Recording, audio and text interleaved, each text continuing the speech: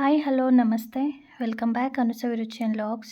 I hope ಎಲ್ಲರೂ ಚೆನ್ನಾಗಿದ್ದೀರಾ. ಅನ್ನಂ ಪರಬ್ರಹ್ಮ ಸ್ವರೂಪಂ. ನಾನಿವತ್ತು ಪಾಲಕ್ ಸೊಪ್ಪಿನಿಂದ ಬಜ್ಜಿಯನ್ನು ಮಾಡಿ ತೋರಿಸ್ತಾ ಇದ್ದೀನಿ. ತುಂಬ ಟೇಸ್ಟಿಯಾಗಿರುತ್ತೆ, ಯಮ್ಮಿಯಾಗಿರುತ್ತೆ, ಕ್ರಂಚಿಯಾಗಿರುತ್ತೆ ಮತ್ತು ಆರೋಗ್ಯಕ್ಕೆ ಕೂಡ ತುಂಬಾ ಒಳ್ಳೆಯದು.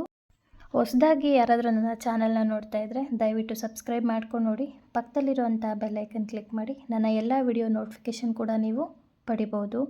ಪಾಲಕ್ ಸೊಪ್ಪಿನಲ್ಲಿ ಸಾಕಷ್ಟು ವಿಟಮಿನ್ಸ್ ಇರುತ್ತೆ. ಇದರಲ್ಲಿ ರಿಚ್ ವಿಟಮಿನ್ ಇರುತ್ತೆ.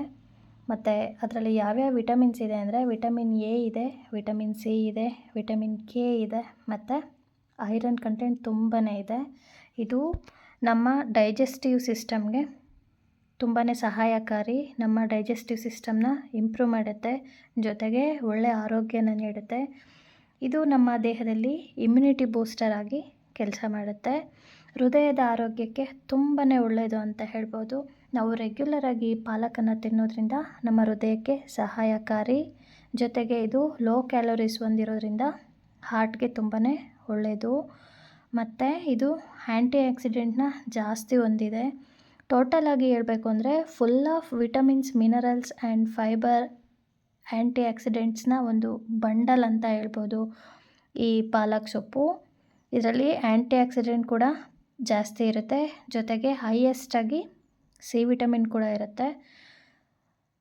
ಇದು ಲೋ ಕ್ಯಾಲೋರೀಸ್ನ ಹೊಂದಿರೋದ್ರಿಂದ ಡಯಟ್ಗೆ ಕೂಡ ತುಂಬಾ ಒಳ್ಳೆಯದು. ಕಣ್ಣಿನ ದೃಷ್ಟಿದೋಷ ಆ ಥರದ್ದೇನಾದ್ರು ಇದ್ದರೆ ಸುಧಾರಣೆ ಮಾಡ್ಕೋಬೋದು. ಮತ್ತು ಮೂಳೆಗಳ ಆರೋಗ್ಯಕ್ಕೆ ಕೂಡ ಸಹಾಯಕಾರಿ ಅಂತಲೇ ಹೇಳ್ಬೋದು. ಬನ್ನಿ ಯಾವ ರೀತಿ ಮಾಡೋದು ಅಂತ ನೋಡೋಣ. ಮೊದಲಿಗೆ ನಾನಿಲ್ಲಿ ಸ್ವಲ್ಪ ಕಡಲೆ ಹಿಟ್ಟನ್ನು ತೊಗೊಂಡಿದ್ದೀನಿ, ಅಕ್ಕಿ ಹಿಟ್ಟನ್ನು ತೊಗೊಂಡಿದ್ದೀನಿ, ಓವಿನ ಕಾಳನ್ನು ಸೇರಿಸ್ಕೊಂಡಿದ್ದೀನಿ, ಜೀರಿಗೆಯನ್ನು ಹಾಕ್ಕೊಂಡಿದ್ದೀನಿ, ಜೊತೆಗೆ ಉಪ್ಪು ಮತ್ತು ಸೋಡಾ ಇಷ್ಟನ್ನು ಸೇರಿಸ್ಕೊತಿದ್ದೀನಿ ಮತ್ತು ಚಿಟಿಕೆಯಷ್ಟು ಅರಿಶಿಣನ ಹಾಕ್ಕೋತಾ ಇದ್ದೀನಿ. ಹಾಗೆಯೇ ಸ್ವಲ್ಪ ಖಾರದ ಪುಡಿಯನ್ನು ಸೇರಿಸ್ಕೊತಾ ಇದ್ದೀನಿ. ಇದನ್ನು ಚೆನ್ನಾಗಿ ಮಿಕ್ಸ್ ಮಾಡ್ಕೊಳ್ಳೋಣ. ಇವಾಗ ಸ್ವಲ್ಪನೇ ನೀರನ್ನು ಹಾಕ್ಕೊಂಡು ಬಜ್ಜಿಗೆ ಯಾವ ಕನ್ಸಿಸ್ಟೆನ್ಸಿ ಬೇಕು ಆ ಕನ್ಸಿಸ್ಟೆನ್ಸಿಗೆ ನಾವು ಮಿಕ್ಸ್ ಮಾಡ್ಕೊಳ್ಳೋಣ. ಇದು ತೆಳು ಆಗಬಾರ್ದು ಮತ್ತು ತುಂಬ ಗಟ್ಟಿನೂ ಇರಬಾರ್ದು.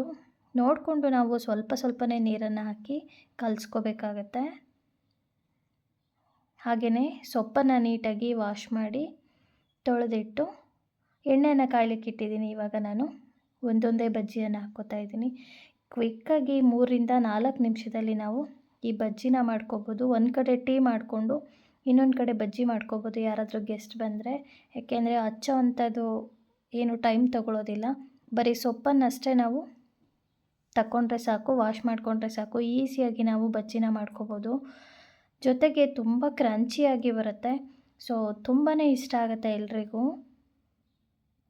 ನೋಡಿದ್ರಲ್ಲ, ನಾನು ಎಲ್ಲ ಎಲೆನೂ ಹಿಟ್ಟಿನಲ್ಲಿ ಅದ್ದಿ ಈ ರೀತಿ ಮಾಡ್ಕೊಂಡಿದ್ದೀನಿ. ಟೇಸ್ಟ್ ಅಂತೂ ತುಂಬಾ ಚೆನ್ನಾಗಿತ್ತು, ಜೊತೆಗೆ ಸಖತ್ ಕ್ರಂಚಿಯಾಗಿತ್ತು. ಮಕ್ಳಿಗಂತೂ ತುಂಬಾ ಇಷ್ಟ ಆಗುತ್ತೆ.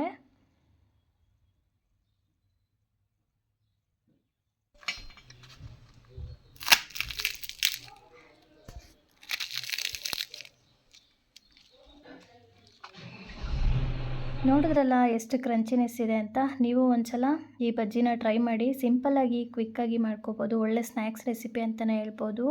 ಖಂಡಿತ ಎಲ್ರಿಗೂ ಈ ವಿಡಿಯೋ ಇಷ್ಟ ಆಗುತ್ತೆ ಅಂತ ಅಂದ್ಕೊಂಡಿದ್ದೀನಿ. ನನ್ನ ಈ ವಿಡಿಯೋ ಇಷ್ಟ ಆದಲ್ಲಿ ಕಮೆಂಟಲ್ಲಿ ತಿಳಿಸಿ ಹೇಗಿತ್ತು ಅಂತ. ಫ್ಯಾಮಿಲಿ ಫ್ರೆಂಡ್ಸ್ಗೆ ಮರೀದೆ ಶೇರ್ ಮಾಡಿ.